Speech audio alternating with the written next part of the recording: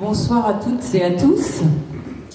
Ce soir, je suis ravie d'accueillir dans ce beau lieu qui est le Puzzle nos deux invités qui ont déjà été présentés par Pascal, Jean-Arnaud de Reims et Laurent Gichelin.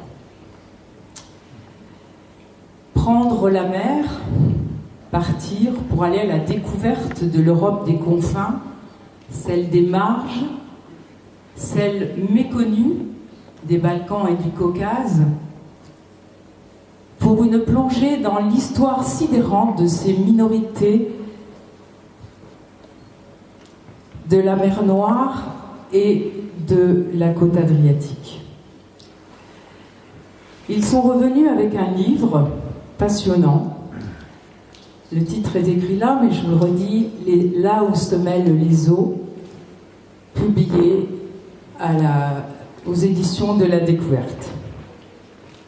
C'est ce long périple que vous avez entrepris à bord d'un voilier, le Véton, que nous allons découvrir aujourd'hui. Bonsoir Jean-Arnaud de Reims, vous êtes historien et journaliste. Bonsoir Laurent Gichelin, géographe, journaliste et photographe. Vous êtes tous deux directeurs et animateurs de la rédaction du Journal des Balkans. Et vous êtes aussi correspondant de plusieurs médias, Le Monde diplomatique, RFI, La Libre Belgique, pour ne citer que. Et ce soir, vous êtes avec nous, tels des écrivains voyageurs de retour des Balkans, et soyez-en remerciés. Votre livre, un carnet de voyage plein d'odeurs, de bruits, d'images, où l'ambition littéraire se conjugue avec un...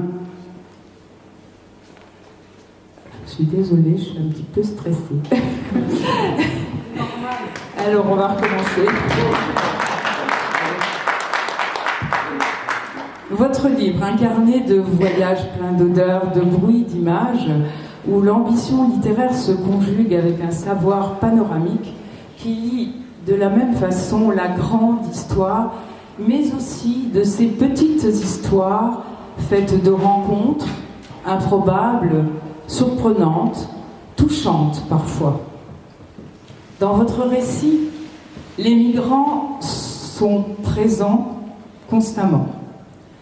Et comme vous le dites, vous n'étiez pas partis à leur rencontre, ce sont eux qui se sont imposés à vous.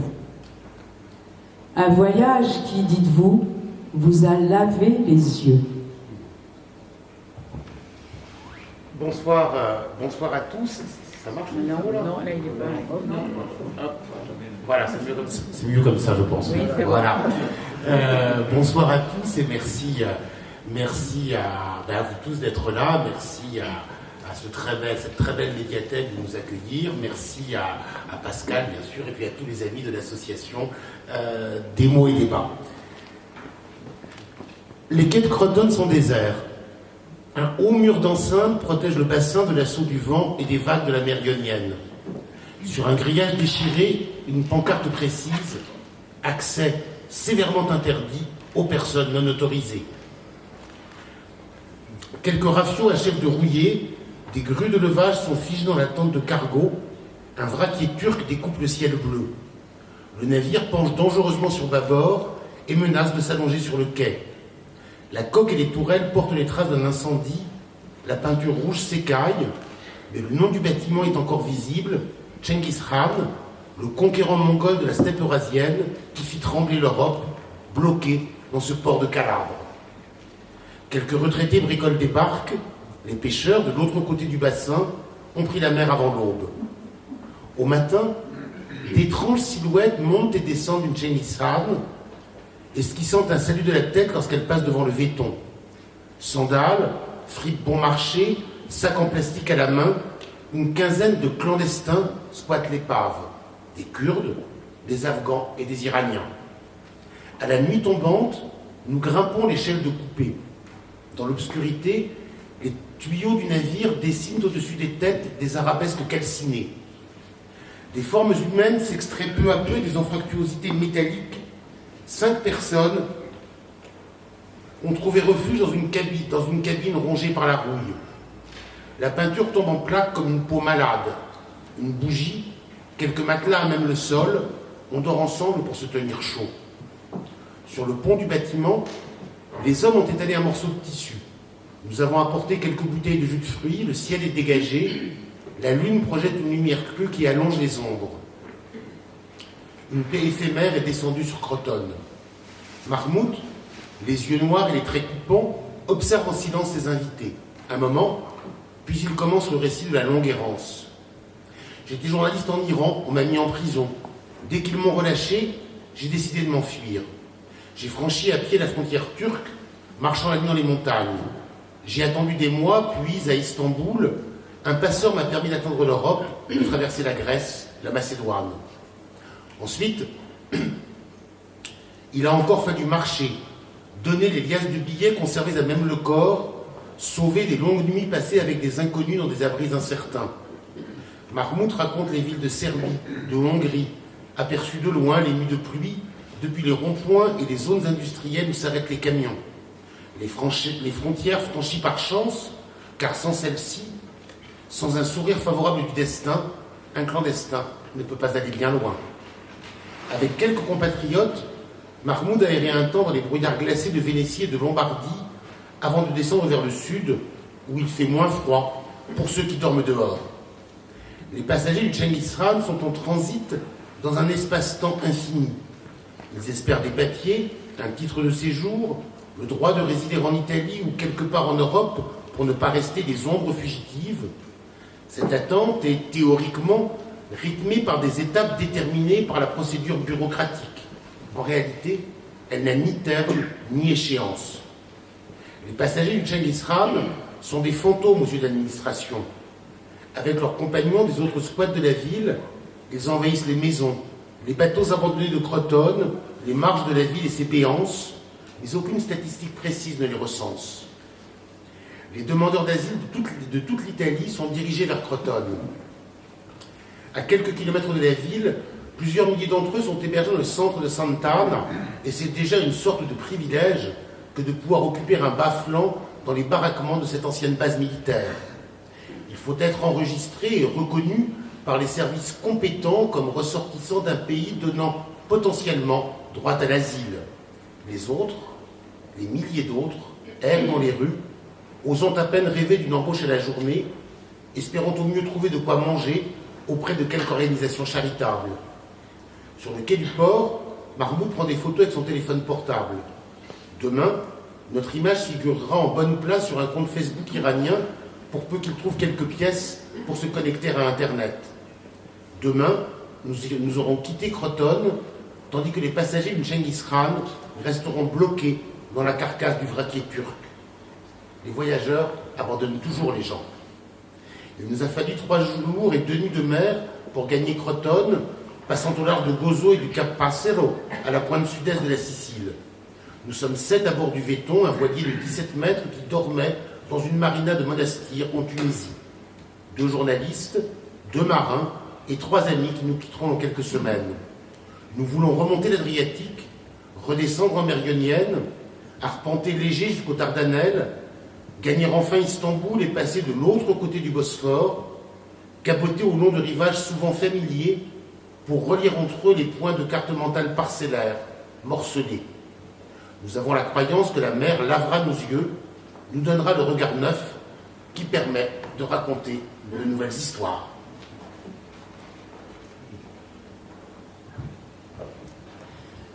Justement, cette belle phrase que j'avais relevée et que j'ai citée à la fin de ma présentation.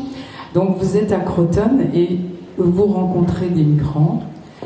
Avant de partir pour d'autres rivages, j'aimerais que vous nous expliquiez pourquoi, vous qui connaissez bien les Balkans, qui avez sillonné toutes les routes, pourquoi avez-vous décidé de prendre la mer pour aborder ces territoires ? Qu'est-ce qui a changé pour vous ?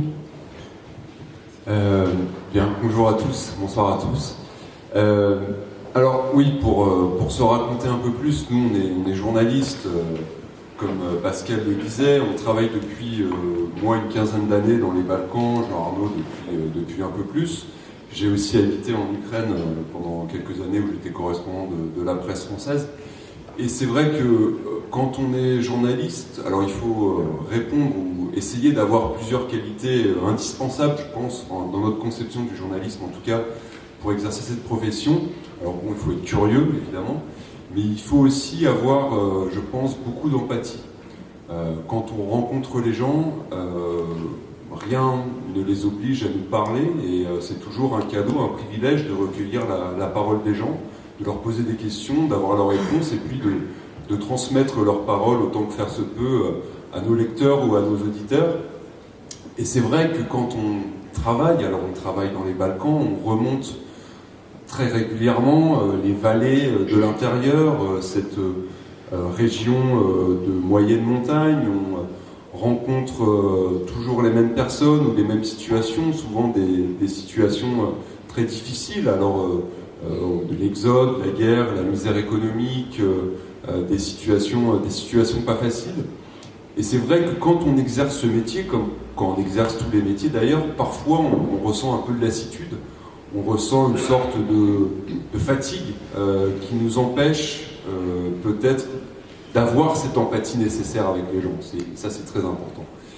Et donc, à un moment donné dans notre vie de journaliste, on s'est dit qu'il était temps de faire un break et de peut-être repenser notre travail d'une autre façon. Et c'est ce qu'on a essayé de faire en faisant ce voyage, alors d'aborder cette région des Balkans que l'on connaît très bien, dans laquelle on a beaucoup d'amis, où on voyage très régulièrement. On était encore il y a 2 semaines en Macédoine. D'aborder cette région par un autre angle, par celui des côtes et de la navigation, sortir un peu de ces Balkans montagneux et terriens pour prendre la mer. Ça implique des changements dans notre façon de travailler, bien sûr, quand on navigue. Faire du journalisme, c'est tout à fait différent que si on le faisait en voiture ou en avion. On sait quand on part d'un port, on ne sait jamais quand on va arriver dans le suivant. Et puis surtout, ça autorise, je dirais, des reportages et des rencontres beaucoup plus longues et qui prennent beaucoup plus de temps. Quand on navigue, on subit les éléments, on subit les vagues, on subit les tempêtes, on subit les vents. Et donc c'est un journalisme, je dirais, plus à l'écoute des éléments et plus à l'écoute du temps des hommes, entre guillemets. Donc, et quand on arrive dans un port en étant journaliste, on est avant tout considéré comme un marin et moins comme un journaliste. Les premières occupations, c'est de savoir où on va accoster le bateau, où on va trouver de l'eau, où on va pouvoir manger. Et les rapports qui s'établissent avec les autres gens sur un port sont tout de suite plus frontales, plus directes et peut-être plus faciles que des rapports normaux entre un journaliste et les gens qui l'interviewent. Alors, pour faire ce voyage, on s'était dit, notre objectif était effectivement de remonter ces côtes de la mer Adriatique, de la mer Égée, de la mer Noire, ces côtes qui ont longtemps été appartenues à différents grands empires. On avait sur les côtes de l'Adriatique la République de Venise, et puis après l'Empire austro-hongrois. On avait un peu plus au sud, à partir de l'Albanie, l'Empire ottoman durant des siècles, et puis en mer Noire, on avait l'Empire des Tsars. Et ces côtes et les populations qui habitent aujourd'hui sur ces côtes sont les résultats de ces brassages issus de ces grands empires. Et on avait envie, pour ce voyage, de remonter cette ligne de faille de l'Europe, où l'on trouve effectivement des communautés qui ont différentes religions, qui parlent différentes langues, et où l'histoire s'est un peu déposée comme des sédiments, un peu comme des vagues sur ces côtes. Et c'était donc notre objectif. Et effectivement, comme tu le disais, les premières personnes que l'on a rencontrées et à qui on a parlé de ce voyage, c'était des migrants que l'on a rencontrés dans le port de Crotone. Et on ne pensait pas effectivement en commençant ce voyage qu'on allait rencontrer à la fois autant de migrants récents, de gens en voyage à l'heure actuelle, des Syriens, des Irakiens, des Afghans, etc., mais aussi les descendants de migrations plus anciennes, c'est-à-dire des gens qui ont fui des conflits, qui ont fui des situations économiques difficiles, il y a 100, 200, 300 ou 400 ans, et dont les descendants conservent toujours aujourd'hui la mémoire de cet exil, la mémoire de ces voyages, et qui ont gardé avec eux, dans leur bagage et dans leur mémoire, une partie de leur pays d'origine. Et c'est ce jeu, je pense qu'on essaye de raconter dans le livre, ce jeu temporel entre ces migrations récentes et puis ces migrations un peu plus anciennes. Et l'une de nos premières étapes était notamment dans des villages au-dessus de Crotone. Peut-être que...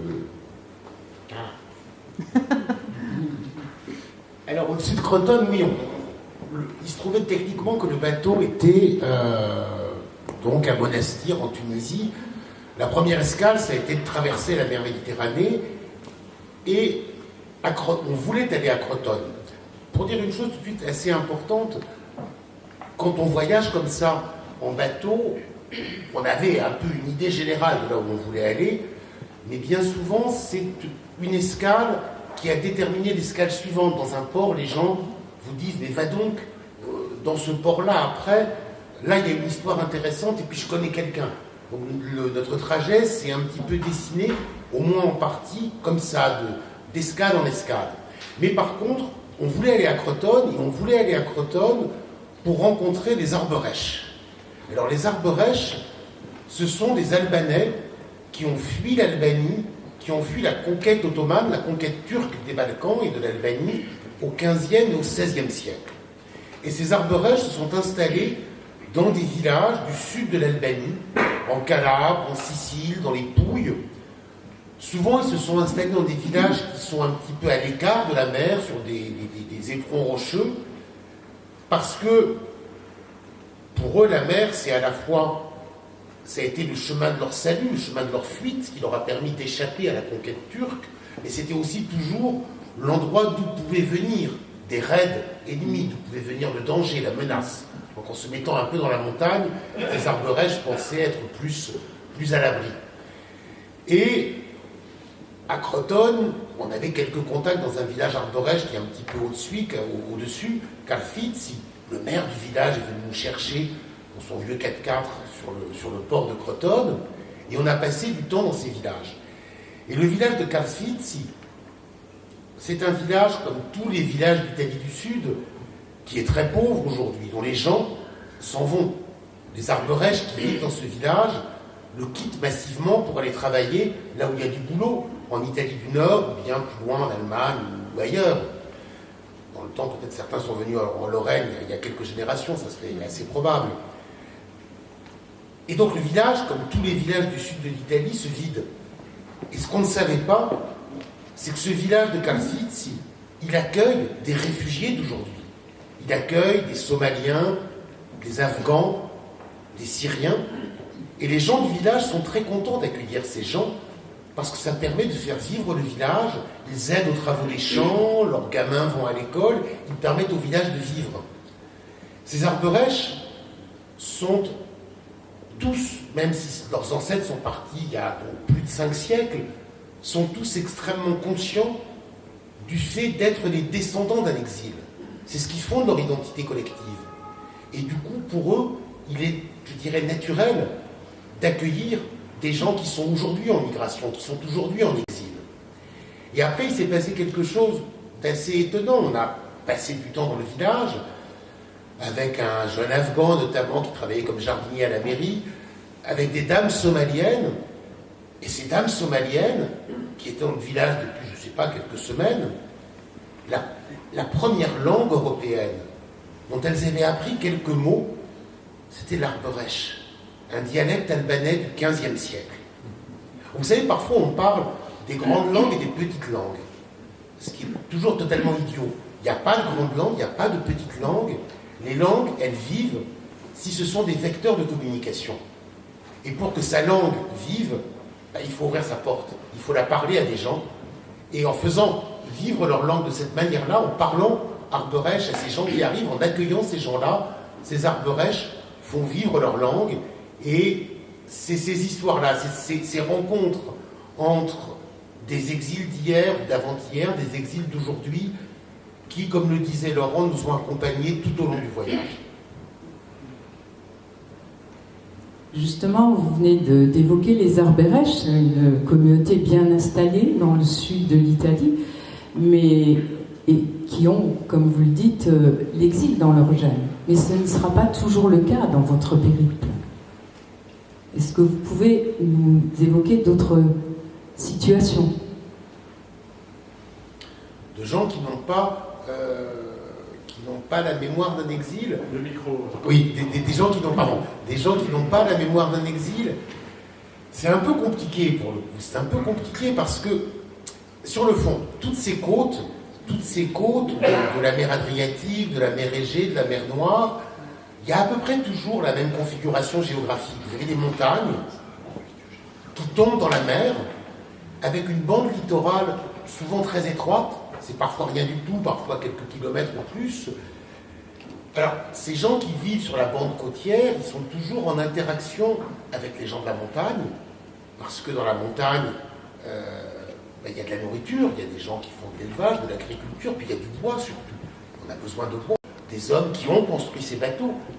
Les galères de Venise, la Sérénissime République de Venise, elles ont été construites par des calfas qui venaient du Monténégro, d'Albanie, de Dalmatie.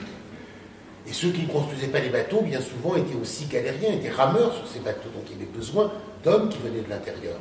Donc la bande côtière, elle est en interaction constante avec le monde de la montagne.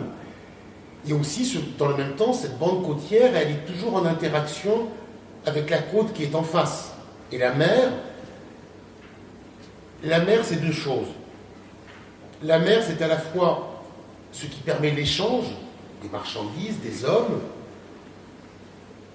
C'est ce qui permet de s'enfuir également, de se réfugier quand un danger arrive. Mais c'est aussi de là que le danger peut venir. La mer, elle a plusieurs visages. Et cette bande côtière, elle vit toujours dans cette interaction-là. Pour dire encore un mot sur la mer, les hommes et les femmes naviguent depuis des millénaires sur la Méditerranée, sur toutes les mers du monde. Mais l'immense majorité de ces voyages, ça n'a pas été des navigations de plaisance. Ça a été des voyages contraints, des voyages de fuite, des voyages pour se réfugier. Et ça, c'est, je crois, l'histoire commune de tous ces rivages méditerranéens. Alors après, bien sûr, les histoires de chacun, elles s'inscrivent dans des registres différents, avec des gens qui sont porteurs de différentes histoires. Certains ont, comme les Arbëresh, vraiment le souvenir constitutif d'une migration. Pour d'autres, l'histoire a été un peu différente. Mais il y a toujours, je crois, cette interaction avec la mer. Justement, vous venez de parler des paysages qui se transforment. Et effectivement, les bases militaires ont disparu. Les compagnies de navigation ont été bradées. Tout le littoral de l'Adriatique se transforme en zone touristique. Justement, est-ce que, en longeant ces rivages, est-ce que vous avez pu mesurer la transition post-yougoslave? Oui, effectivement. Alors, effectivement, la côte adriatique faisait partie de la Yougoslavie socialiste, qui s'était fondée en 1945 durant la Seconde Guerre mondiale et qui avait été fondée par le maréchal Tito dans la résistance. Le maréchal Tito avait mené une résistance contre les troupes d'occupation allemandes, italiennes, et avait réussi à fédérer tous les peuples yougoslaves. Et la Yougoslavie, effectivement, s'est effondrée à la fin des années 80, au début des années 90. Les anciennes républiques yougoslaves sont devenues des pays indépendants, Croatie, Bosnie-Herzégovine, Serbie, etc. Et dans ce processus guerrier d'éclatement, s'est opéré en même temps une transition économique qui a laissé beaucoup de gens sur le carreau. La Yougoslavie, c'était un État qui avait bien sûr des imperfections, un parti unique, la démocratie n'existait pas, le pays était dirigé d'une main de fer par le maréchal Tito, mais à l'époque il y avait aussi, je dirais, une économie plutôt fonctionnelle, les gens travaillaient, avaient des vacances, des congés payés, un passeport qui permettait de voyager dans la grande majorité des pays du monde. Et pour beaucoup de gens sur les côtes adriatiques et dans l'ensemble de la Yougoslavie, cette ancienne fédération sonne encore comme une sorte d'âge d'or. Alors évidemment, ça dépend des populations, ça dépend des États, ça dépend des situations familiales de chacun. Mais pour beaucoup de gens, y compris sur la côte adriatique, la Yougoslavie, c'était synonyme d'emploi, de développement, de prospérité, d'un pays qui marchait, sur lequel on pouvait s'appuyer, d'une médecine performante, etc., etc. Et effectivement, vous parliez des compagnies de navigation qui existaient en Yougoslavie. La plupart d'entre elles ont été bradées durant les années 90. Elles ont été privatisées. Ensuite, les bateaux ont été vendus à la pièce. Et les gens qu'on a rencontrés dans notre voyage sur les quais des ports de l'Adriatique, bien souvent n'ont plus de travail. C'est-à-dire que leur père ou leur grand-père travaillaient dans les chantiers navals, naviguaient sur toutes les mers du monde, et aujourd'hui, la seule solution pour gagner un petit peu d'argent et pour espérer survivre, c'est le développement du tourisme, un développement qui est bien souvent incontrôlé et incontrôlable. Alors on construit une maison, un petit immeuble pour loger quelques touristes l'été, ce qui entraîne également des catastrophes écologiques sur la côte. On a une bétonisation rapide de la côte de l'Adriatique. Donc cette transition économique a, je dirais, fragilisé ces sociétés, a fragilisé les familles, et puis a mis aussi en danger l'environnement d'une grande partie de ces côtes. Donc, comme vous venez de dire, les montagnes se vident. Donc on pourrait aussi parler de cette crise démographique qui est quand même assez prégnante. Oui, alors c'est le cas un peu dans tous les pays de la région, à la fois dans les pays de l'ancienne Yougoslavie, mais aussi en Bulgarie, en Roumanie, etc. La transition économique opérée durant les années 90 et 2000 et qui n'est toujours pas finie a effectivement fragilisé économiquement beaucoup de ces pays. Et aujourd'hui, vous avez des départs massifs de population. Alors ces départs se sont échelonnés dans le temps, mais ils reprennent aujourd'hui. Et vous avez chaque année plusieurs dizaines de milliers de personnes qui partent de Bulgarie, de Macédoine, de Serbie, de Croatie, même de pays intégrés à l'Union européenne comme la Croatie, la Bulgarie ou la Roumanie. D'une part parce que les conditions économiques sur place sont évidemment très difficiles. Pour vous donner une idée, aujourd'hui, les salaires moyens dans les pays de l'ancienne Yougoslavie, ça va être de 150 à 300 euros, y compris pour des médecins ou pour des gens qualifiés. Et c'est vrai que dans des pays comme l'Allemagne qui manquent de main-d'œuvre, on recrute massivement dans les Balkans. On a des entreprises qui vont faire leur marché directement dans les pays des Balkans. Et aujourd'hui, ce n'est plus simplement les médecins ou les infirmiers qui partent, mais c'est bien souvent les plombiers, les boulangers, les couvreurs, etc. Donc des emplois de base de la société. Et cette immigration, ces départs massifs vers l'Europe occidentale fragilisent ces sociétés et puis fragilisent la survie même de ces États, parce que c'est des jeunes qualifiés, qui ont fait des études, qui sont susceptibles de payer des impôts et de payer des retraites, qui partent massivement, et donc c'est la survie même de ces États qui est fragilisée aujourd'hui par cette migration massive. Merci.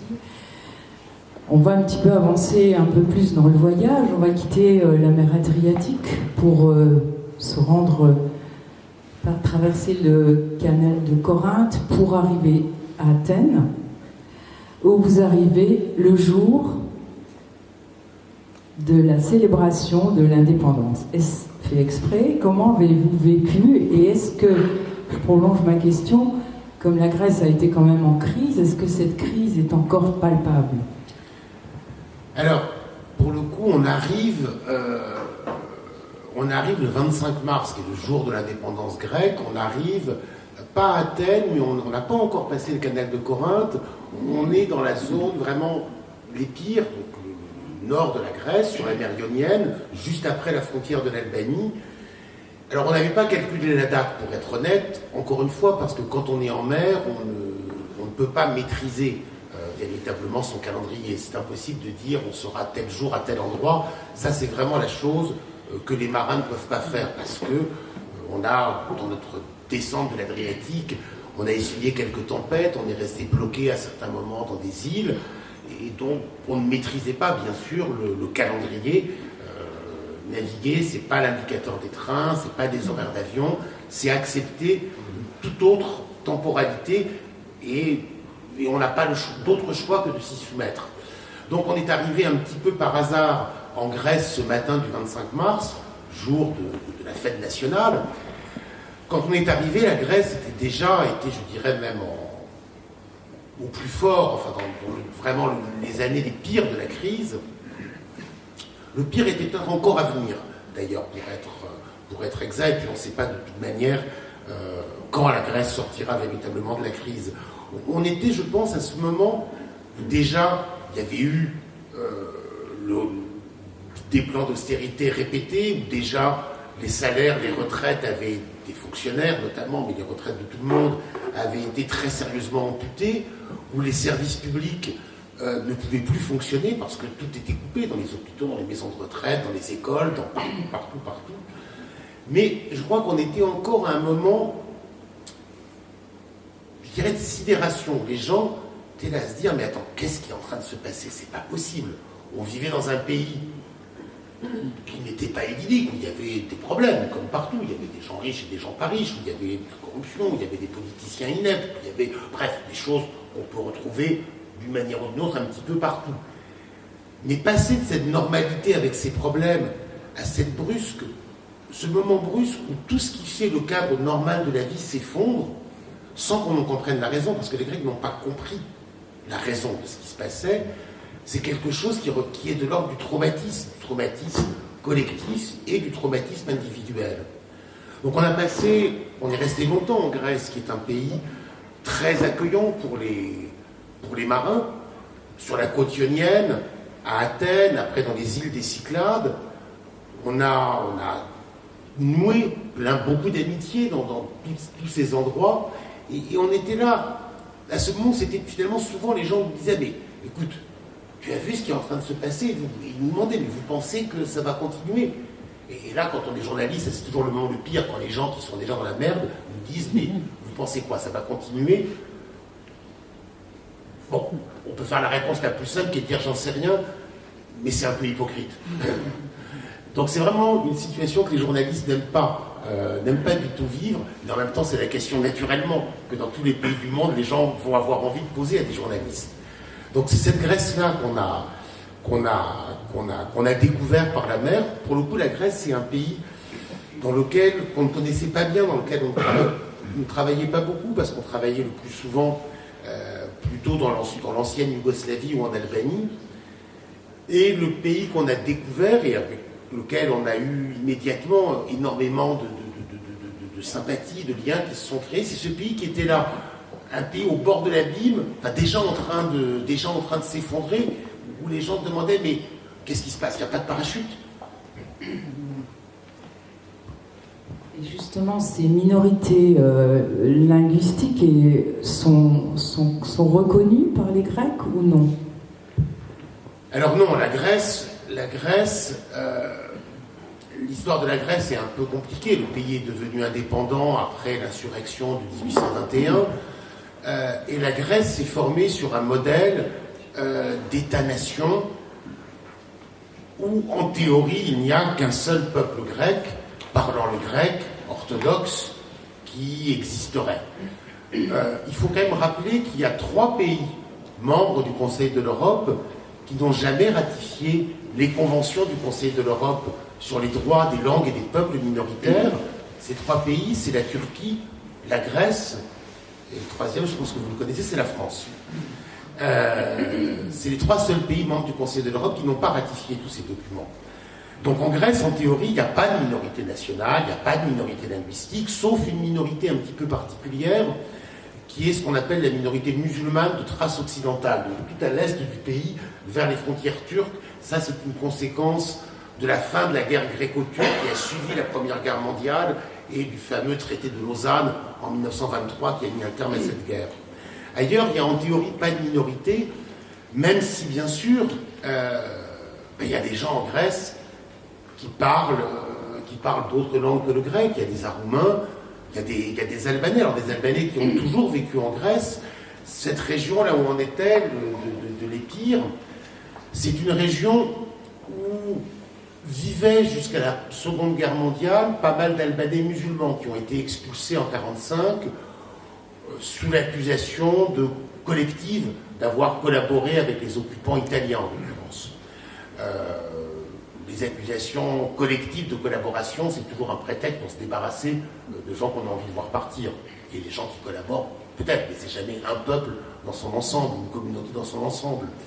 Il y a par contre toujours dans cette région, comme dans l'Attique également, des gens qui eux sont orthodoxes mais qui parlent l'albanais. Et comme ils sont orthodoxes, ils sont mieux intégrés dans la société grecque. Donc aussi, là encore, on voulait un petit peu toujours essayer de gratter ces couches d'identités superposées, ce palimpseste des identités déposées tout au long de ces rivages. Oui, peut-être avec une image, une belle image que quelqu'un nous a racontée pendant notre voyage en Grèce, c'est l'image des minorités qui servent de parbattage de conflits entre grands États. Vous savez, parbattage, c'est ces bouées qu'il y a sur les coques des bateaux et qui servent à encaisser des coups quand le bateau arrive sur un port. Et quelqu'un nous a raconté, nous les musulmans de Grèce et eux, les Grecs de Turquie, ce sont les parbattages des relations entre les deux États. Dès qu'il y a un coup de vent ou des problèmes, c'est les minorités qui encaissent les coups. Je vais peut-être vous lire un petit passage qui se passe dans la ville de Xanthi. Xanthi, c'est en Thrace, en Grèce, tout au nord de la Grèce, à proximité de la frontière turque. Dans les bars de la ville haute, les étudiants avinés parlent tous la même langue quand la nuit tombe. Sinan écluse du whisky. Les rapports entre la minorité musulmane et les Grecs se sont améliorés ces dernières années, mais nous ressentons les moindres évolutions des relations entre la Turquie et la Grèce. Il suffit que la situation se détériore à Chypre pour que les conséquences s'en fassent sentir à Xanthi.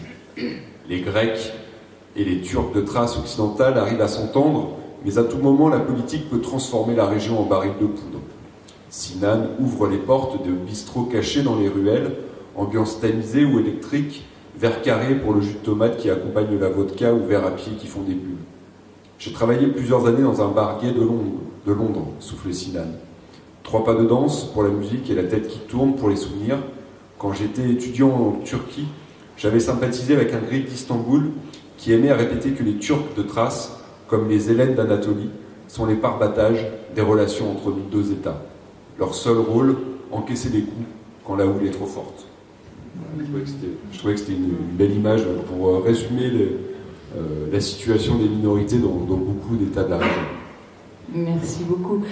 Je vais revenir un petit peu à l'histoire un petit peu plus ancienne. J'aimerais bien que l'un ou l'autre vous nous parliez de ce peuple, les Tcherkesses et les Hamshans, que vous évoquez dans votre livre. Alors là c'est... Hop. Ça marche là? Ouais. Oui. Pas bon. Bah, il arrive à nous. Alors les Hamshans, donc on est là sur les côtes nord de la Turquie. Et là aussi, quand la Turquie d'aujourd'hui, elle est l'héritière bien sûr de l'Empire ottoman, mais ce qui s'est passé, ça a été un double processus. Quand l'Empire ottoman s'est peu à peu disloqué, s'est rétracté comme une peau de chagrin, il a accueilli des réfugiés musulmans venus du Caucase, venus des Balkans, qui sont arrivés parce qu'ils voulaient rester dans un État majoritairement musulman.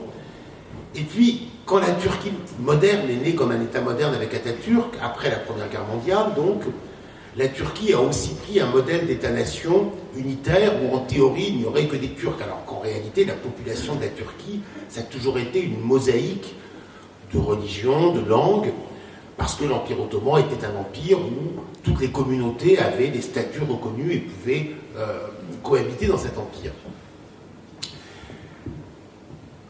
Les Hamshans, c'est des gens qu'on a rencontrés, donc on est là vraiment tout à l'est de la côte nord de la Turquie, près de la ville de Rize. Dans les montagnes, un petit peu derrière Rize, c'est des gens qui étaient certainement d'origine arménienne, mais qui se sont convertis à l'islam et qui se sont peu à peu, de ce fait, mêlés, assimilés à la population turque. J'ai envie, pour le coup, peut-être de vous lire un petit passage. Ce qu'il faut comprendre, c'est que dans la Turquie moderne, cette identité, elle n'existe pas, elle n'a pas de reconnaissance particulière, mais pour autant, ces Hamschen, ils existent toujours. Je vais essayer de retrouver le passage.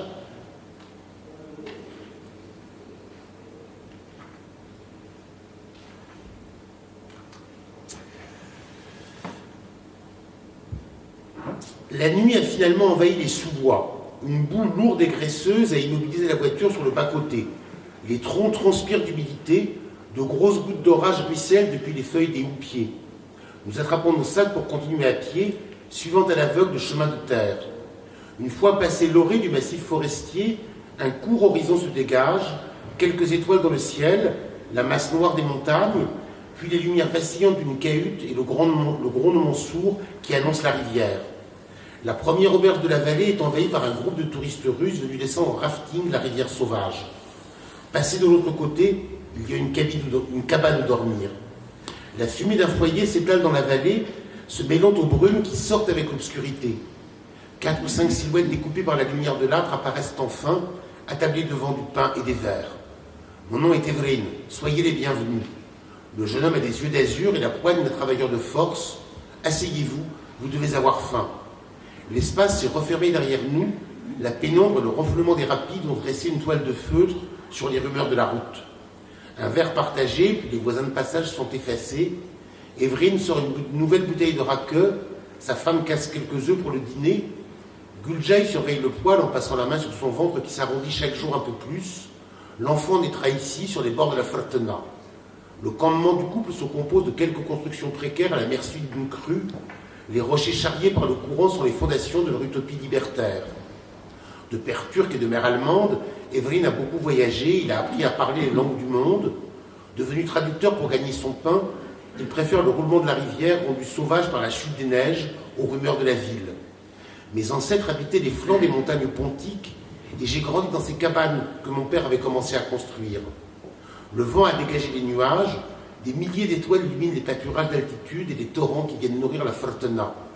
Le jeune homme avale de grandes bouffées de tabac, un feu crépite dans la cabane de planches ouverte sur la rivière. En franchissant le vieux pont ottoman jeté en aval de la Fertena, nous sommes passés dans un monde nouveau. Les gens qui peuplent la vallée et tous les villages de la montagne sont des Hamschen, une population d'origine arménienne convertie à l'islam entre le XVIe et le XVIIIe siècle. Tout le monde connaît cette histoire, mais il est encore interdit de l'évoquer. Dans l'obscurité, les fantômes des peuples oubliés se lèvent pour souffler sur les braises. Les Hamschen parlent un turc truffé de mots et de tournures arméniennes. Ils célèbrent la nativité du Christ le 6 janvier, ainsi que les fêtes païennes et très anciennes de Vartavor, que l'Église a fait correspondre à la transfiguration du Seigneur. Ils croient au pouvoir invaincu des djinns, des fées et des sorcières, dont la demeure est établie dans les forêts touffues, auprès des sources et sur les hauts plateaux. Les arbres qui enserrent les abris de bergers accueillent des esprits protecteurs, capables d'écarter les loups, les chiens et les forces du mal. Malheur à celui qui coupe ses bois et provoque la colère des esprits. La cabane où nous dormons est une nacelle surélevée, recouverte par 2 pentes de bois noircis par les pluies. Evrin jette des tapis et des couvertures sur le sol de planches. À l'arrière, une base de pierre permet d'entretenir un feu dont la fumée s'échappe par un trou percé dans la nuit. Il faut nourrir l'âtre avant de s'endormir. La fumée signalera aux esprits que des humains, venus en amis, dorment dans la cabane. Le sommeil nous saisit à l'orée d'un monde inconnu d'étroites vallées et d'alpages lointains. Les hauts plateaux du Kachkar dominent les montagnes pontiques. Ils se prolongent jusqu'aux chaînes du Petit et du Grand Caucase, vers les routes et les passes qui mènent au contrefort de l'Ararat. Le pays des Hamschen est l'articulation d'une pâte énorme qui s'étend de l'Anatolie jusqu'en Arménie et aux confins de la Perse et de l'Afghanistan. Ça, c'est les Hamschen. Peut-être tu pourrais parler des Tcherkesses. Ouais, dans ce passage, on voit bien qu'on est rentré dans un autre monde. On a quitté un peu le monde balkanique et le monde de la Turquie pour rentrer de plein pied dans le monde du Caucase. Et c'est vrai qu'on voulait continuer notre voyage et arriver dans le Caucase, notamment pour rencontrer une autre minorité qui nous était chère, qui s'appelle les Tcherkesses. Alors, qu'est-ce que sont les Tcherkesses ? Les Tcherkesses, c'est un peuple donc caucasien qui a toujours habité dans ces montagnes du Caucase et qui a été massacré largement lors de la conquête russe du Caucase à la fin du 19e, donc durant la seconde moitié du 19e siècle. Et je dirais la bataille finale qui marque encore aujourd'hui les mémoires des Tcherkesses, c'est la bataille de Krasnoïa Poliana, qui s'est déroulée en 1863. Durant cette bataille, les troupes russes ont écrasé ce qui restait des forces tcherkesses, et les Tcherkesses, pour s'enfuir, se sont réfugiés dans l'Empire ottoman. Alors, les Tcherkesses étaient musulmans, donc ils se sont réfugiés dans l'Empire ottoman sur les côtes nord de la Turquie. Nous, on avait déjà rencontré des Tcherkesses sur la côte nord de la Turquie, notamment dans une ville qui s'appelle Rize, et on savait que certains Tcherkesses...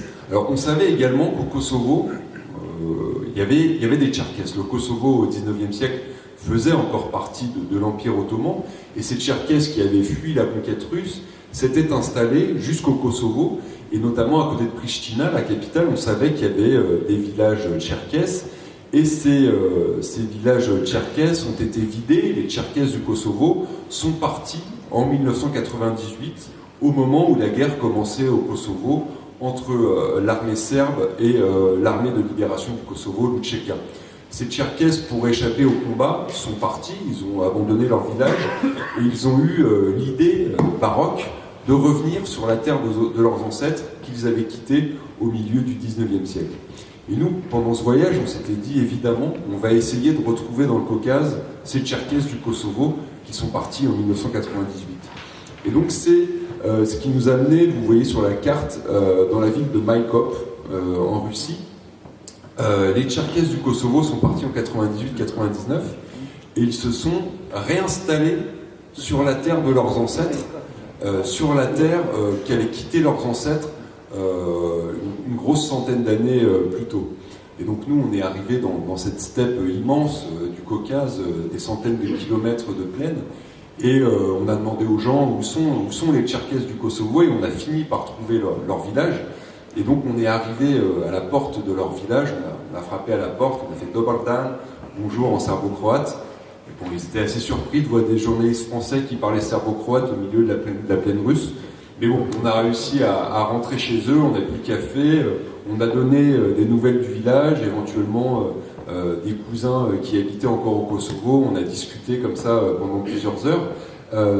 Et encore une fois, l'histoire de ces Tcherkesses montre ces allers-retours migratoires. Les Tcherkesses qui avaient fui au XIXe siècle la conquête russe pour se réfugier dans l'Empire ottoman et qui reviennent à la fin du XXe siècle sur la terre de leurs ancêtres depuis le Kosovo. C'est ces allers-retours migratoires qui nous semblaient intéressants. Alors aujourd'hui, les Tcherkesses sont toujours minoritaires à Maïkop et dans la République des Adigés, qui est la république, une des républiques de la Fédération de Russie. Les Tcherkesses sont toujours minoritaires, leur langue est minoritaire, la majorité de la population parle russe, et ces Tcherkesses du Kosovo se sont malgré tout relativement bien intégrés à leur nouveau pays. Alors les parents, c'est vrai, ont eu beaucoup de mal à refaire une vie sur place, mais les enfants se sont bien adaptés. Peut-être que tu peux lire le bout, Si tu veux. C'est un petit passage où on rencontre donc un des Tcherkesses du Kosovo, le premier chez qui on a frappé à la porte, qui nous raconte son histoire. Oh, qui est un petit peu tout de même aussi, qui est un intellectuel. C'est un petit peu lui qui a eu l'idée de ce retour sur la terre des ancêtres, Isaac.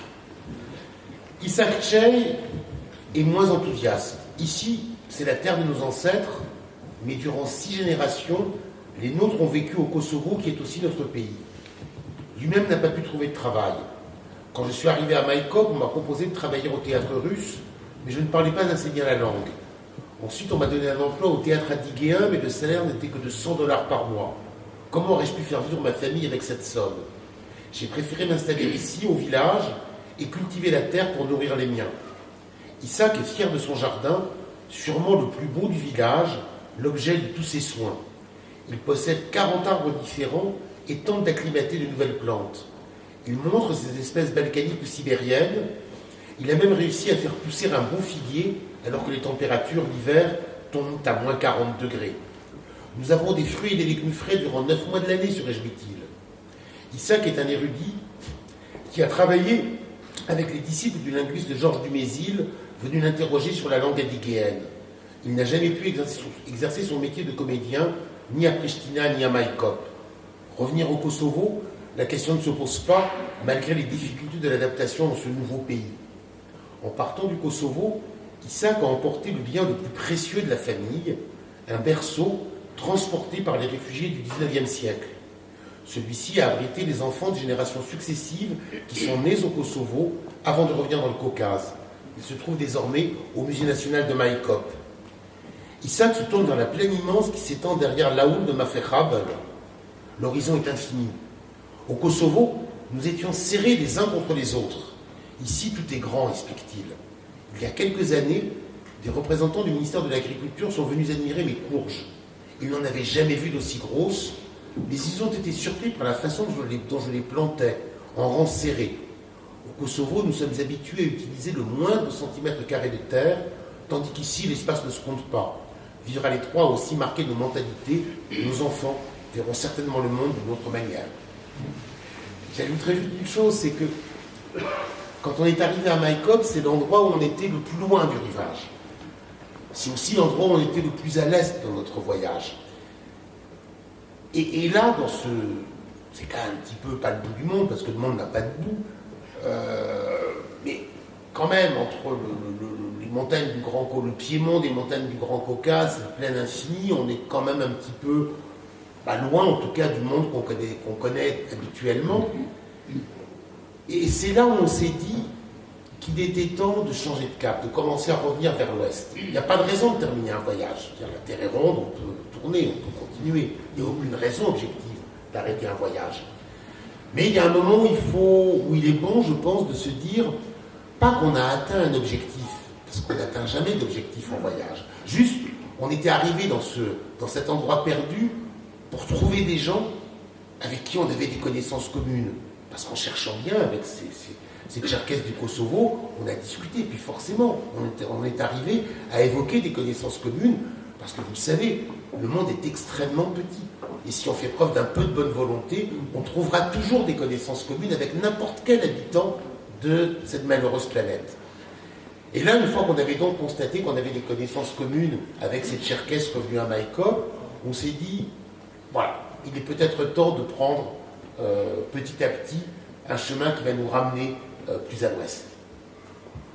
Merci. J'évoquais au début votre style littéraire et j'ai envie d'y revenir parce que vraiment ce livre est très plaisant à lire. Il y a des allers-retours sur l'histoire ancienne, sur ce qui se passe actuellement et avec vos récits, vous en avez lu plusieurs, sont souvent empreints de gravité, mais à chaque fois, il y a une petite touche. Et j'ai vraiment aimé ça. Une petite touche de malice, une petite touche d'autodérision, de l'humour, quelquefois aussi beaucoup de délicatesse. Alors j'ai sélectionné, on va dire, parce qu'il y a quand même 59 petits récits, petits et longs récits, et j'en ai retenu 4 qui m'ont beaucoup plu.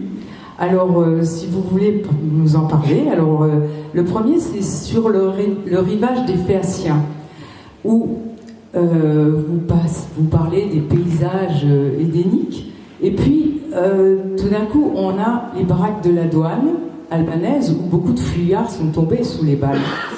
Et puis, tout d'un coup, une merveille, on se trouve devant le tableau de Jean Brock avec le mythe de Hyacinthe. Alors là, effectivement, on venait de quitter l'Albanie, on était plus exactement même sur la frontière entre l'Albanie et la Grèce.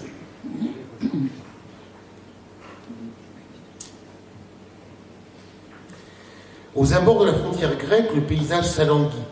Les cubes de béton géants et disloqués de Xamil disparaissent. L'Albanie cesse de se cacher derrière de hautes et noires falaises. Des vallons couverts d'oliviers glissent jusqu'à la mer dans un geste de douce caresse.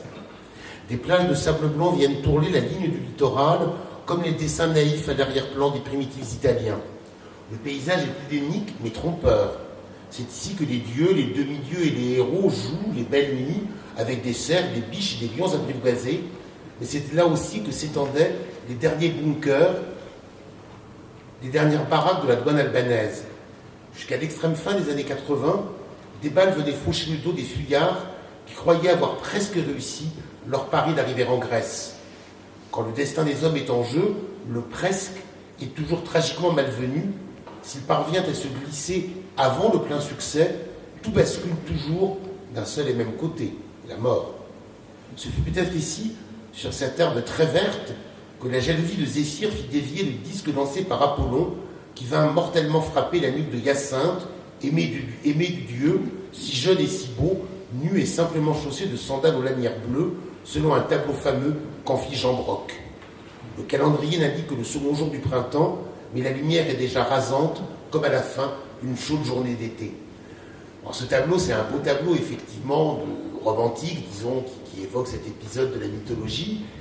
Et puis, c'est pile poil, là, cette frontière vers laquelle, à l'époque du régime stalinien albanais, l'Albanie a connu un régime très particulier durant un demi-siècle, avec un régime stalinien d'une férocité absolue qui s'est maintenu jusqu'en 1991. Et les Albanais essayaient de fuir ce pays. Alors, certains le fuyaient, essayaient de s'enfuir vers la Yougoslavie. D'autres, notamment dans ce sud, essayaient de partir à la nage vers l'île grecque de Corfou. C'est faisable à la nage, mais enfin, c'est quand même pas tout proche. Souvent, ils essayaient de prendre des pneus pour servir de bouée, et d'autres tentaient de passer à cet endroit-là. Dans la terminologie officielle du régime, les gens qui essayaient de quitter l'Albanie étaient des déserteurs. Même si ce n'était pas militaire, quiconque essayait de quitter le pays était considéré comme un déserteur, et la consigne des douaniers, c'était d'ouvrir le feu sans sommation. Et beaucoup de gens sont morts, notamment dans cette région frontalière de la Grèce, dans le sud de l'Albanie. Merci. Alors là, on va être un petit peu plus dans la malice. Je ne sais pas lequel des deux voudra prendre la parole. C'est quand vous êtes à Syros, à Pâques. Parlez-nous des éoliennes. Des éoliennes de Syros ? Oui. Vous rencontrez Caterina, qui vous fait visiter l'île. Alors effectivement, l'île de Syros, c'est une des îles en Grèce que l'on a visitées. On est resté 3 ou 4 jours à Syros et on a réussi à avoir des rencontres qui nous ont aussi beaucoup marqué dans cette île de Syros. La spécificité de Syros, c'est qu'on a à la fois des Grecs orthodoxes, comme tous les Grecs, et on a aussi une forte communauté catholique. Ça date de l'Empire ottoman et vous avez encore des villages catholiques aujourd'hui dans cette île, ce qui fait une richesse particulière. Et effectivement, on a fait le tour de l'île avec une dénommée Caterina. Je peux peut-être vous lire un petit bout.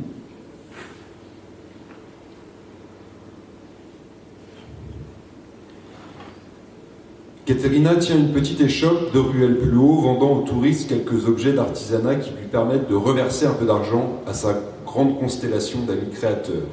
La boutique ne marche pas fort en ce tout début de saison, mais il suffit de tirer quelques chaises sur le trottoir pour échanger les derniers potins d'anneaux sirop et d'hermons polis.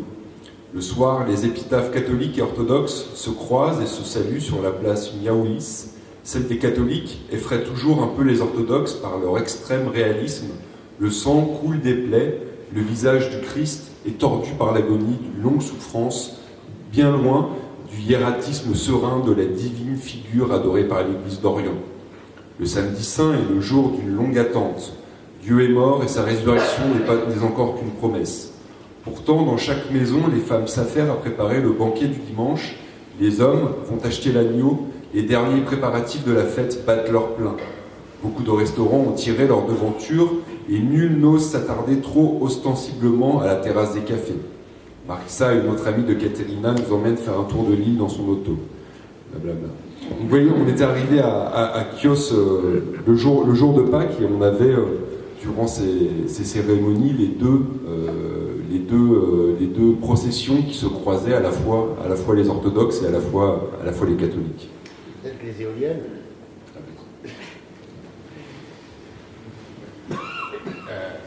C'était des éoliennes. Oui, donc avec cette Marisa, on fait le tour de l'île et effectivement on tombe sur un parc d'éoliennes qui est bien sûr financé par l'Union européenne, sauf que ces éoliennes n'ont jamais été raccordées à quoi que ce soit. Donc c'est vraiment des moulins à vent très don quichotesques, disons, qui tournent au-dessus de l'île, mais qui produisent aucune espèce d'énergie. C'est aussi des choses comme ça qui existent pas seulement en Grèce, dans pas mal de pays, je crois, malheureusement. Merci. Une autre île, l'île de Chios, où des milliers de personnes tentent de regagner la Grèce depuis les côtes turques. Là, il y a un centre de rétention où sont parqués les migrants. Et vous rencontrez Hassan, qui est un jeune Somalien qui vous raconte un petit peu son histoire. Et au moment de partir, voilà ce qu'il vous dit. Il vous le lance d'ailleurs, comme vous l'écrivez. Nous sommes les clandestins, nous sommes des milliers, personne ne pourra jamais nous arrêter.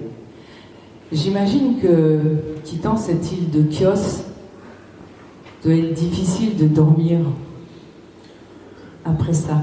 Et puis, je reviens à ce que vous aviez dit tout à l'heure.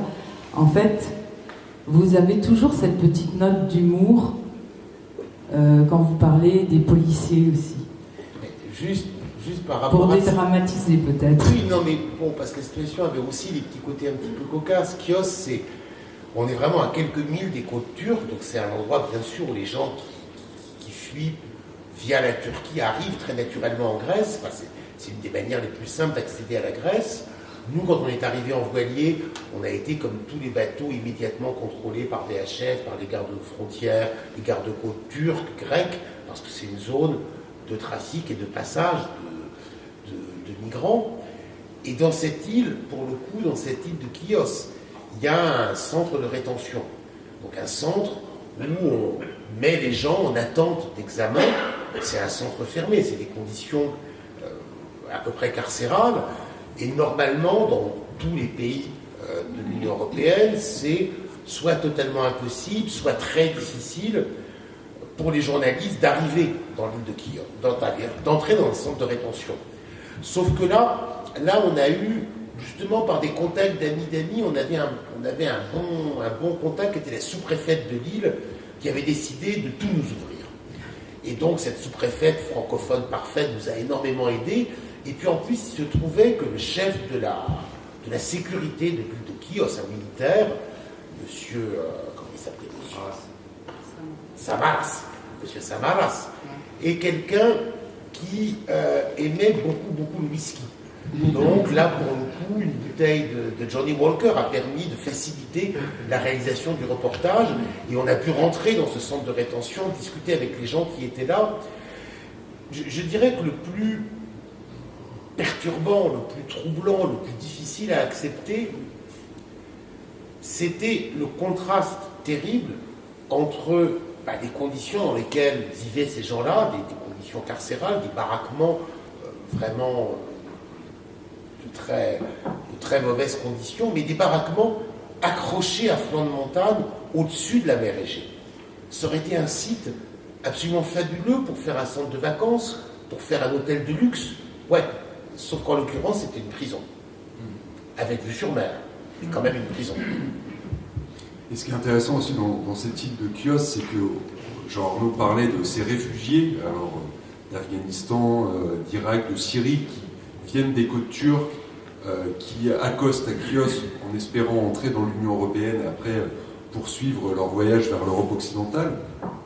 Mais dans cette île de Chios, encore dans cette idée de double migration, d'aller-retour temporel, on trouve aussi beaucoup de réfugiés qui sont arrivés dans l'île au début du XXe siècle quand l'Empire ottoman s'est effondré après la Première Guerre mondiale et quand de féroces affrontements ont opposé l'armée grecque et l'armée turque. Et notamment en 1923, quand la ville de Smyrne est tombée, des centaines de milliers de Grecs ont été expulsés d'Anatolie et beaucoup d'entre eux ont trouvé refuge à Chios. Et donc vous aviez à la fois la mémoire de ces migrations plus anciennes, des gens qui avaient fui l'Anatolie au début du XXe siècle, et puis ces migrants tout à fait récents qui étaient parqués dans ces baraquements. Et c'est encore une fois ces allers-retours temporels qui nous semblent intéressants. Et on a eu, juste pour rajouter un mot, on a eu la chance de rencontrer là dans l'association des réfugiés, des réfugiés d'Asie mineure, de ces Grecs arrivés depuis presque un siècle. On a eu la chance de rencontrer à l'époque celle qui était l'une des dernières survivantes des massacres de Smyrne en 2021, une dame qui probablement n'est peut-être plus de ce monde, mais qui nous a raconté ce qu'elle avait connu comme toute petite fille quand elle a dû fuir sa ville avec sa mère.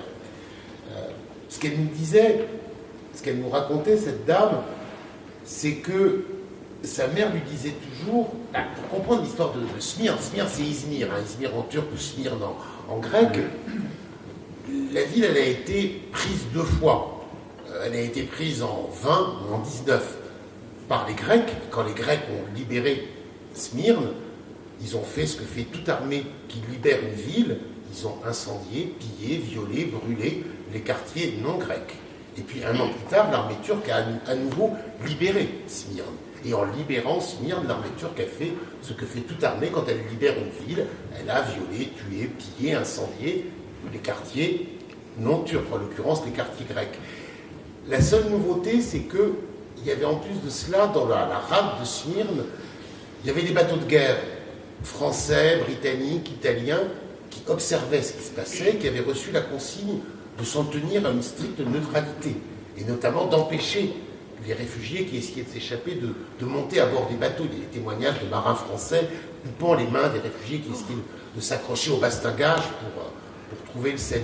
Donc c'est tout ça que nous racontait cette vieille Georgia. Et elle nous disait une chose qui est importante, c'est que sa mère lui disait toujours, mais ceux qui ont fait ça, c'était pas nos voisins, les gens de la ville, qui ont buvé le café, c'est des gens qui venaient de loin, du fin fond de l'Anatolie. Et ça, c'est quelque chose que l'on connaissait déjà, un mécanisme psychologique qu'on avait déjà pu rencontrer dans les Balkans ou ailleurs. La guerre urbaine, le massacre intime, c'est quelque chose qui est tellement monstrueux qu'on ne peut pas accepter l'idée que ça soit des gens avec qui on a voisiné, avec qui on a été amis, avec qui on a partagé le café, qui puissent faire ça. Il faut toujours en rejeter la responsabilité à des gens plus loin, parce que si on admet l'idée que ses voisins ont pu faire ça, du même mouvement, on admet la possibilité de sa propre sauvagerie à soi. C'est ce que nous racontait cette vieille Georgia, qui certainement depuis n'est probablement plus de ce monde.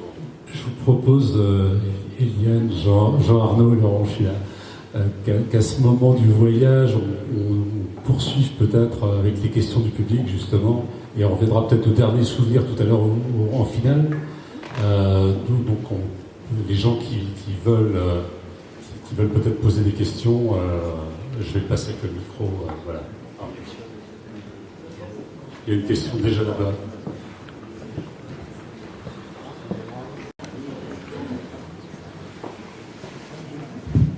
Merci. Ouais, je vais poser la première question comme ça. On passera après à la deuxième directe. Juste avant ma question d'ailleurs, je voulais dire quelque chose, c'est que j'ai lu 2 fois votre livre et que c'est d'abord un plaisir de lecture, en plus quelque chose de très intéressant. Moi je ne suis absolument pas allé dans les pays ni des Balkans ni du Caucase. Dans les pays que vous avez traversés, je ne connais que l'Italie et la Grèce, qui ne sont pas les pays les plus confidentiels.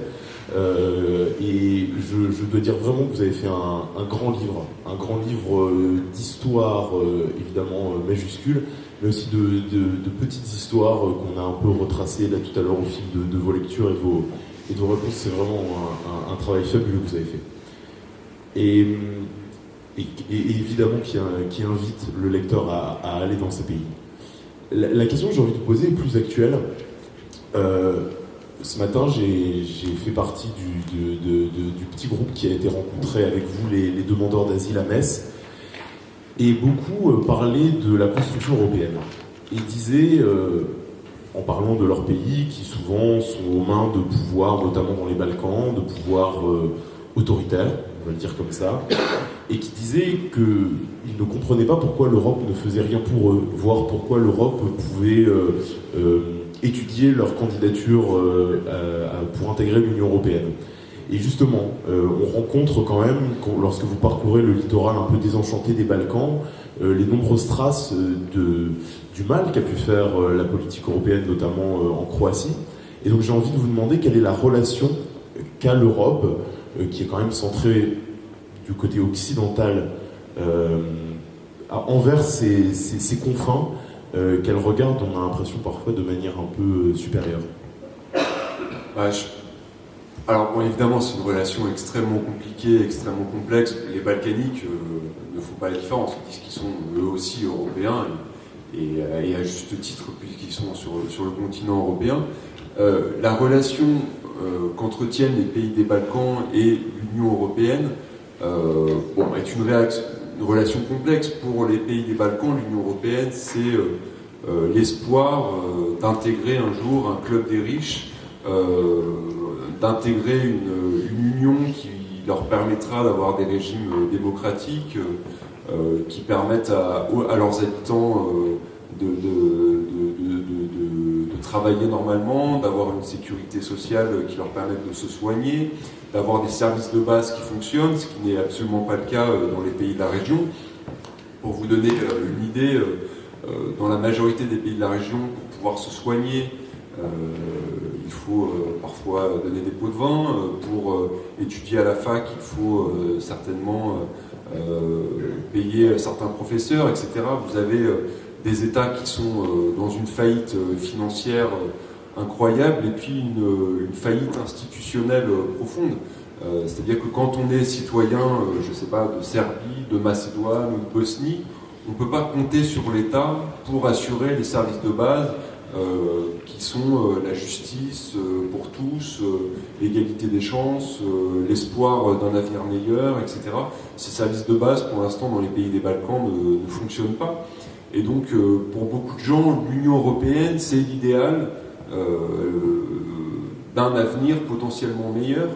Alors après, cette idée qui datait, je dirais, du début des années 2000, a un peu évolué, et on voit, quand on fait des enquêtes parmi la population, que le taux de soutien à l'Union européenne est aussi, dans les Balkans, en forte diminution. Pour plusieurs raisons. D'abord, les gens dans les Balkans ont observé ce qui s'est passé en Grèce, à savoir un pays de l'Union européenne développé qui a été abandonné par Bruxelles et qui a été totalement ruiné. Donc les gens, évidemment, dans les autres pays de la région ont vu cela et ça ne les a pas encouragés à intégrer l'Union européenne. Et ensuite, la forte désillusion que les gens ressentent dans les Balkans envers l'Union européenne est due aussi au fait que Bruxelles et les institutions européennes soutiennent dans tous les pays de la région, tu l'as dit, les régimes autoritaires, les régimes corrompus, les régimes prédateurs, par souci de garder une stabilité dans la région. En gros, si vous voulez, le processus c'est toujours le même. On va préférer un dirigeant autoritaire corrompu que l'on peut contrôler à des mouvements démocratiques spontanés où on ignore où ils peuvent mener. Donc il y a une sorte de blanc-seing donné à des régimes autoritaires, et évidemment ça passe très mal au sein de la population, puisque les gens vivent dans ces pays et constatent tous les jours les ravages de ces politiques corrompus et autoritaires, et effectivement ces gens associent maintenant ces régimes à l'Union européenne, et ce qui est un peu dommage. Qui veut le micro ?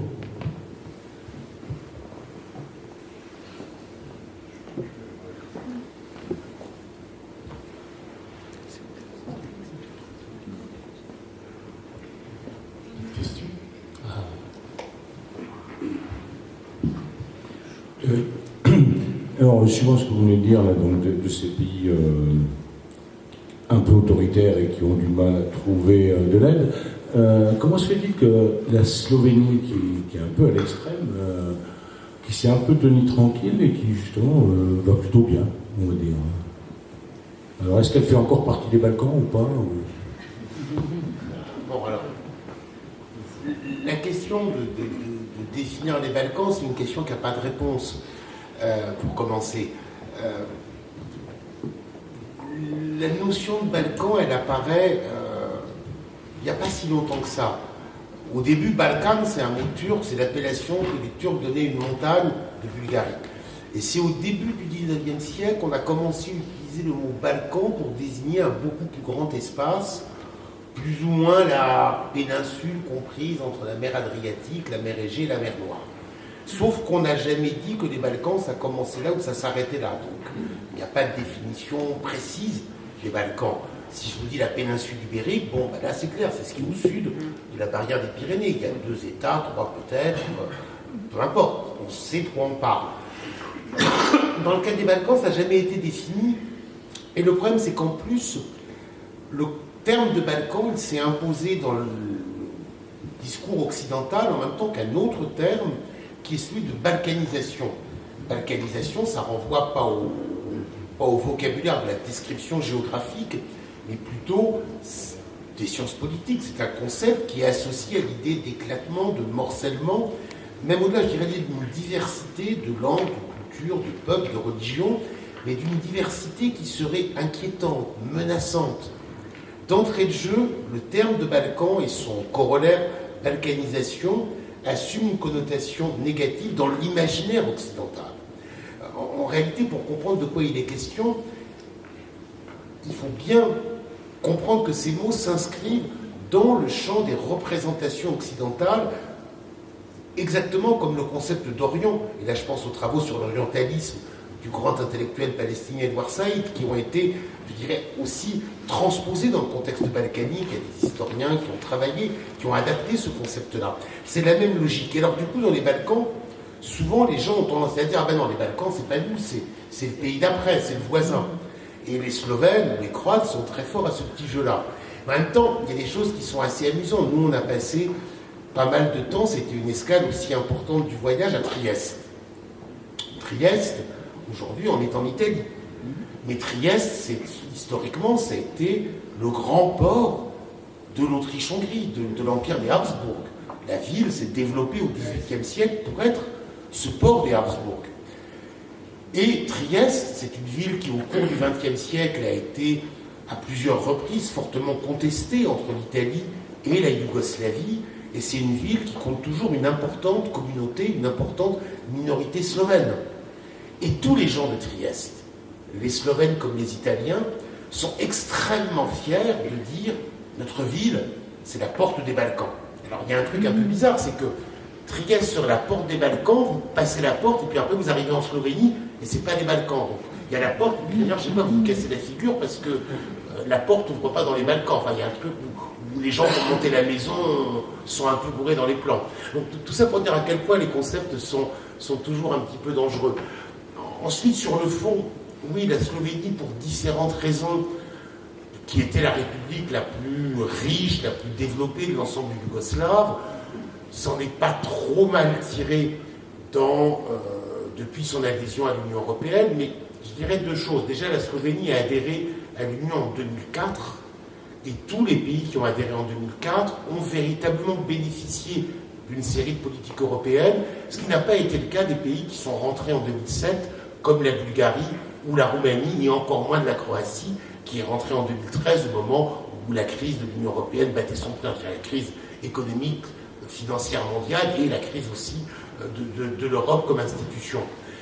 Les Slovènes sont arrivés un petit peu plus tôt, donc ils ont réussi à passer au moment où la porte était pour le coup un peu plus généreusement ouverte.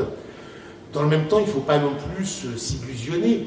La Slovénie a connu des politiques d'austérité, de très forte mobilisation au début des années 2010, en 2011-12. La Slovénie, même si elle s'en tire un peu mieux que ses voisins, elle fait partie de l'Europe du Sud, donc une Europe marginalisée, une Europe de seconde zone par rapport au centre européen. Aujourd'hui, l'Europe, c'est pile l'inverse de la promesse pas seulement d'égalité, mais de convergence entre les sociétés et les économies. C'est tout l'inverse qui se produit. Je ne parle pas du Brexit, je parle vraiment de cette divergence des réalités sociales et économiques.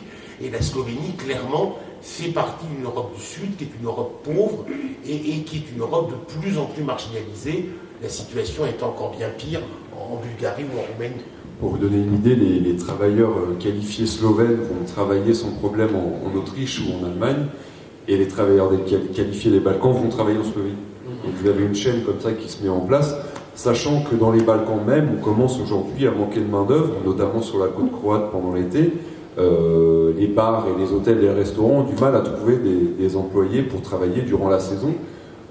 Alors il y a des gens du Kosovo, il y a des gens de Serbie, de Bulgarie, etc. qui viennent travailler dans les bars de la côte, mais on manque encore de personnel et les hôteliers croates pensent maintenant importer des gens d'Asie du Sud-Est pour travailler dans les bars, sachant que les Croates eux-mêmes vont travailler en Allemagne.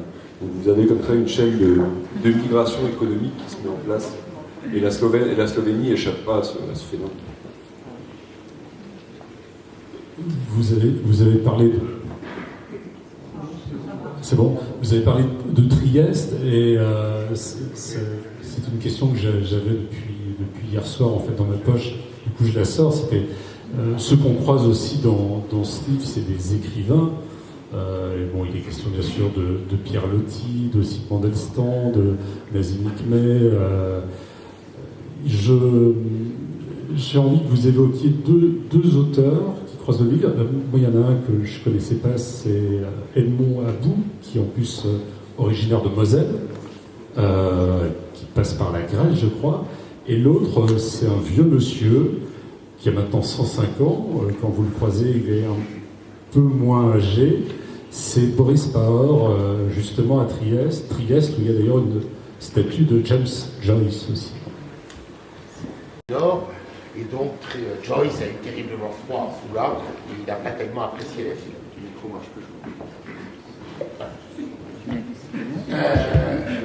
Après, Edmond About, c'est une autre histoire. Edmond About, c'est quelqu'un qui est une sorte de mandarin des lettres dans les années du Second Empire, dans les années 1850-1860, académicien. Mais alors, lui, il s'inscrit dans une tradition un petit peu particulière. Au XIXe siècle, il y avait tout ce que l'on appelait le philhellénisme. Le philhellénisme, c'était ces jeunes gens cultivés qui vibraient d'émotion pour la lutte d'indépendance des Grecs. Parce que ces jeunes gens étaient pétris de culture classique et convaincus que les gens qui se battaient contre l'Empire ottoman pour l'indépendance de la Grèce étaient en quelque sorte de nouveaux Achilles, de nouveaux Patrocles, de nouveaux héros de l'Antiquité ressuscités. Mais en même temps, la Grèce de l'époque, c'était un pays qui sortait justement de 5 siècles de présence ottomane, et quand ces jeunes gens arrivaient en Grèce, souvent, ils arrivaient avec les images de l'Antiquité en tête, et puis ce qu'ils voyaient, c'était des paysans, le plus souvent illettrés, des popes avec des soutanes crasseuses et la barbe broussailleuse, des fonctionnaires ottomans ou post-ottomans tatillons, et donc c'était un petit peu loin de l'image qu'ils avaient des héros de l'Antiquité. Et alors, il y a eu deux phénomènes. Il y a eu ce qu'on appelle le philhellénisme, donc l'enthousiasme pour la Grèce, quelqu'un comme Victor Hugo, on pourrait citer beaucoup d'autres noms. Et puis, Edmond About, lui, c'est un peu le, comment dire, c'est le monsieur Ahmed Flaubert, c'est le pharmacien rationaliste franc-maçon, bien sûr, qui lui va en Grèce, mais s'en laisse pas compter. Et qui a écrit un livre rempli de fiel pour expliquer que la Grèce contemporaine n'avait rien à voir avec la Grèce de l'Antiquité. Il a un sens de la formule, hein, l'animal. Il parle donc de Corinthe en disant cette ville qui produisit tant de chefs-d'œuvre et qui ne produit plus que de raisins secs, et ainsi de suite. Mais ce qui est assez amusant, c'est que quand nous on avait acheté à Athènes, dans une petite librairie d'Athènes, on avait acheté un petit livre en français sur les écrivains français et la Grèce, justement, où il y avait le bouquin d'About. Ce qui est assez étonnant, c'est que quand on lit certaines pages d'Edmond About, on a presque l'impression d'avoir lu les mêmes il y a quelques années. Allez, je vais citer un confrère, mais dans les colonnes de Libération sur la plume de Jean Quatremer, avec ce même mépris sur la Grèce qui serait condamnée à la corruption, à l'incapacité de construire un État fonctionnel. C'est assez amusant de regarder comment finalement, c'est toujours la question du regard occidental, de la projection sur l'autre, de ce qu'on pense être juste ou vrai. Et de ce point de vue-là, très souvent le regard... je dirais, des semi-connaisseurs, des gens qui se tardent de connaître, mais qui surtout s'empressent de juger, c'est un regard qui est un regard, sur le fond, colonialiste, où on juge une situation à l'aune de ce qu'on croit être juste et vrai. Et ça, c'est vraiment le propre d'Edmond About. D'ailleurs, pour reparler des allers-retours sémantiques, alors la Grèce était dans l'Union européenne théoriquement, et puis au moment de la crise... de 2010, moi je me souviens avoir lu des journaux où les titres c'était « La Grèce retourne dans les Balkans ». Donc, la Grèce était dans l'Union européenne et le fait d'avoir une crise et un pays qui s'effondre, subitement le pays retournait dans les Balkans, au moins pour l'imaginaire occidental. Donc c'est encore une fois ces allers-retours sémantiques assez intéressants. Sans qu'il y ait de glissement de plaques tectoniques, sans que la position de la Grèce ne change. Le dernier écrivain qu'évoquait Pascal, c'était Boris Pahor. Alors je ne sais pas si certains d'entre vous le connaissent, c'est effectivement un peu le monstre sacré des lettres slovènes, c'est le plus grand écrivain contemporain slovène, mais qui est né, qui a toujours vécu à Trieste, donc qui appartient à la minorité slovène d'Italie. Et nous, quand on est arrivé à Trieste, on avait lu bien sûr des bouquins de Pahor. On voulait travailler un petit peu sur la communauté slovène de Trieste, et là tout de suite les gens nous disent « Oui, il faut que vous alliez voir Pahor ». Ok, très bien, allons chercher. Oui, il est très très gentil, il vous recevra bien. Donc on part sur les hauteurs de Trieste avec un ami à la recherche de Pahor. Donc normalement, il prend son petit café à 11h dans cette trattoria, et puis après il doit passer ici. Bon, il n'était pas là. Puis quelqu'un nous dit « Mais voilà, sa maison, là, c'est dans le virage à côté, allez-y ». On frappe à la porte, et bon, quand même, Boris Pahor, il est né en 1913, il est né sous l'Empire d'Autriche-Hongrie. Et en plus de ça, Pahor, c'est quelqu'un qui était résistant, parce que, étant slovène de Trieste, il a connu le fascisme dès l'arrivée au pouvoir de Mussolini, dès 21. Et donc, durant la Seconde Guerre mondiale, il était aussi dans la résistance, pour la résistance yougoslave. Et il a été déporté, il a été, je ne sais plus tous les camps qu'il a fait, mais enfin il a un parcours concentrationnaire assez bien rempli. Il a notamment été au Struthof en Alsace et dans d'autres camps de concentration en Allemagne. Il a survécu à tout cela, il est toujours en vie, toujours de ce monde. Aujourd'hui plus trop, mais il y a encore quelques années, quand on a frappé à sa porte, il continuait à voyager dans toute l'Italie pour aller raconter la résistance et la déportation aux lycéens. Et on arrive justement à nous dire « Ah ben non, c'est embêtant parce que là, demain, ou cet après-midi, je ne sais plus, il faut que je parte, je crois que c'était à Modène, puis à mon âge, il faut que je me prépare. » On est resté 3 heures chez lui à discuter, et au bout de la discussion, il nous dit « Ah, mais quand même !» Il parle bien français en plus, le parole. Il nous dit « Mais quand même, c'est dommage que j'ai pas 2 ans de moins, parce que je serais bien parti avec vous. » Et là, on a un peu fait nos prières. Dieu merci, il n'est pas né en 15. Est-ce qu'il y a encore des questions?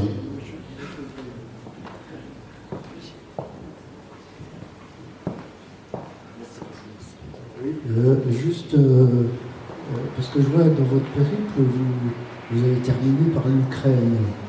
Et bon, aujourd'hui, c'est quand même un pays qui est au centre du choc entre l'Europe et la Russie. Donc, moi, j'aimerais bien avoir un peu un retour, effectivement, sur ce que vous avez vécu en Crimée. Vous étiez à Sébastopol, je ne sais pas, vous avez peut-être été à Yalta, je ne sais pas, Odessa, et puis Vilkovo, dans le delta du Danube. Vous avez terminé par là, non? Alors effectivement, c'est voilà. Donc ça m'intéresse parce que j'ai eu l'occasion d'aller à Vilkovo et puis de faire toutes ces villes-là. J'étais assez étonné d'ailleurs. On en reparlera si vous voulez. Alors, nous, on a fait le voyage, c'est une précision importante, on a fait le voyage avant la révolution de Maïdan et avant la guerre dans le Donbass et en Crimée. D'accord. Donc à ce moment-là, la Crimée était encore territoire ukrainien. Oui, bien sûr. Ça, c'est important de le dire. Alors effectivement, on finit le voyage dans le delta du Danube.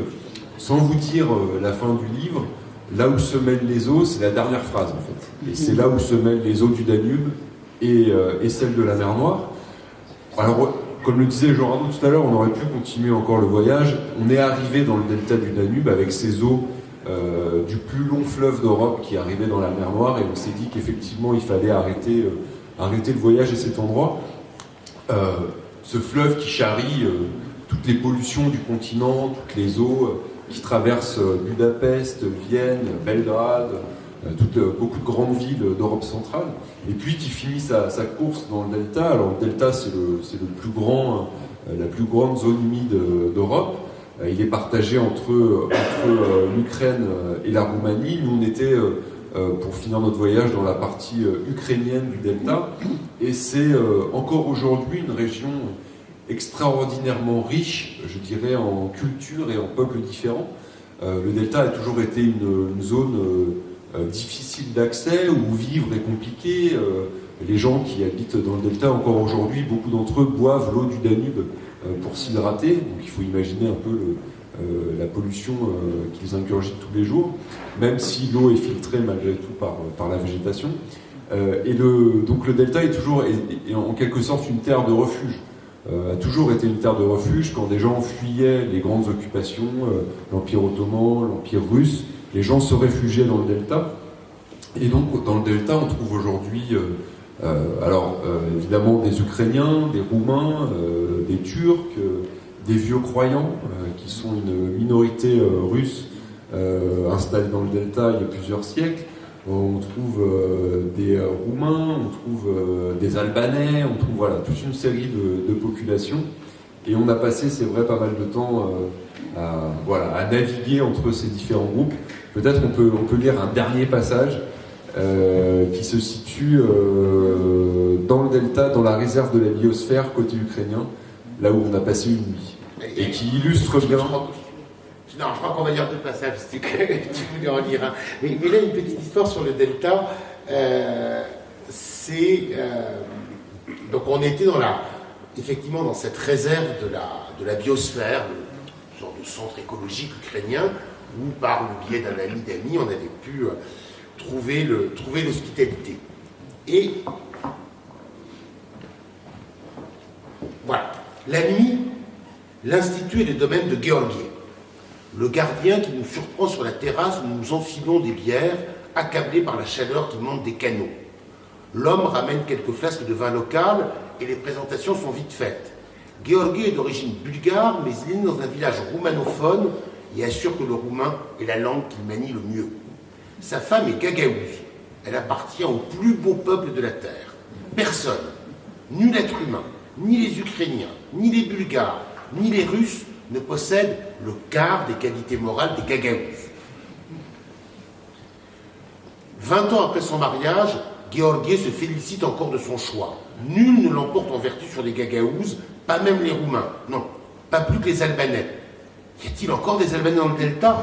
Il y en avait beaucoup. Oui, mais y en a-t-il encore? Il faudrait chercher. Tous les peuples que le Seigneur a créés sont venus ici. Il y a de l'eau, de la vigne, du poisson, de la terre grasse et noire dans laquelle pousse la moindre graine semée. Et nous sommes libres. Les gens du delta sont libres, ils l'ont toujours été, sous les tsars comme sous les communistes. Seule cette Europe mettra peut-être des frontières, coupera les routes et les canaux. Ici pourtant, rigole Gueorgui, tu peux mettre une barrière, la rouille et le sel te la mangent en 2 ans, les douaniers du vin alcoolique nous demandent leur mutation, chassés par les fièvres. Seuls les honnêtes gens, les gens libres peuvent vivre dans le delta, et pas un peuple n'a manqué de dépêcher quelques représentants contre le bras de Saint-Georges et les étangs de Tuzli et de Tatargunari. Il y a des Arméniens, des Serbes et des Hongrois, des vieux croyants, des Turcs et des Tatars. Tous les peuples créés par Dieu doivent se retrouver dans le delta. Voilà, on va peut-être terminer là-dessus. Vous verrez que si vous lisez le livre, souvent avec Jean Arnaud et Laurent, ça se termine au bord d'un bar ou sur une table à boire un dernier verre. Donc voilà, on vous propose de les retrouver si vous le souhaitez.